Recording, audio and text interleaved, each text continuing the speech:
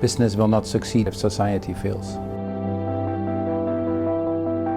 Business, all business, depends at its headwaters on the natural resources that our planet can give us. In a world where 1 billion people go to bed hungry, where many people are excluded from the economic growth, where 2.5 billion people don't have access to water and hygiene. Food supplies will be volatile and uncertain, energy will be expensive. Only businesses which start preparing themselves now for that kind of future will be able to flourish.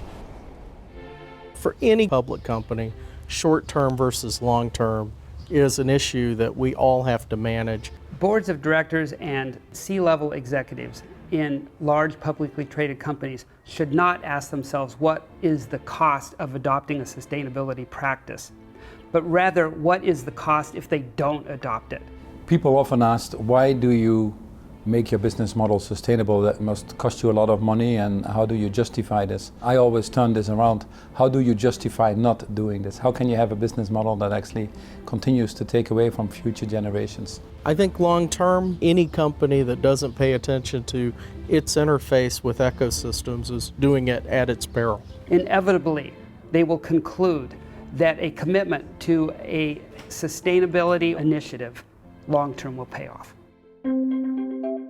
These problems that all of us face on our one and only planet are beyond the solutions that any single company can achieve. I think what is very important is that companies that operate with a tremendous amount of liberty in the world, like we do, also take responsibility.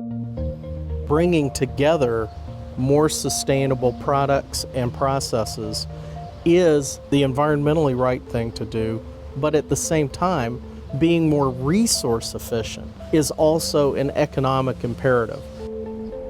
The business case is powerful. This is the biggest business opportunity that the private sector's ever had. We had been working with our trade organization for years to build a tool that would measure environmental impact of manufacturing stuff. And we asked ourselves, well, how could we leverage this work that we were doing to make it wider than just the outdoor industry? We approached Walmart and said, hey, would you partner with us to reach out to other companies? And they accepted the offer. That was the birth of the Sustainable Apparel Coalition. Since then, we've now grown to over 50 organizations and companies. In aggregate, together, we collectively represent over 1/3 of the market share for apparel and footwear on planet Earth. I couldn't be more excited about the work we're doing at the Nature Conservancy.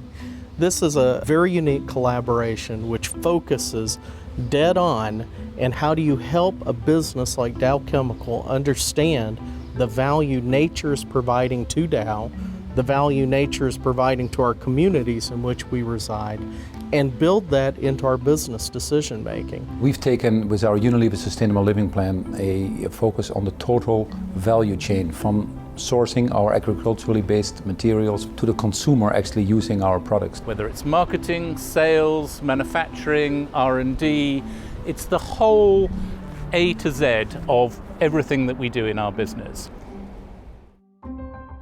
CK Prahalad was a special man. Being honored with an award that recognizes CK Prahalad is a very humbling experience. It's an incredible honor for Unilever to get the CK Prahalad Award, and we take it with a certain level of humility.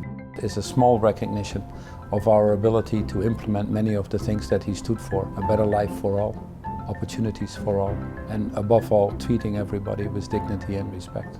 Every decision we've made for sustainability, for protecting the environment, has actually benefited our business. There hasn't been a single one that has cost us long term. Since we've moved to the Unilever Sustainable Living Plan, we've seen our turnover go up from 38 billion to this year roughly 50 billion. It is driving growth. Every business should be paying attention to this.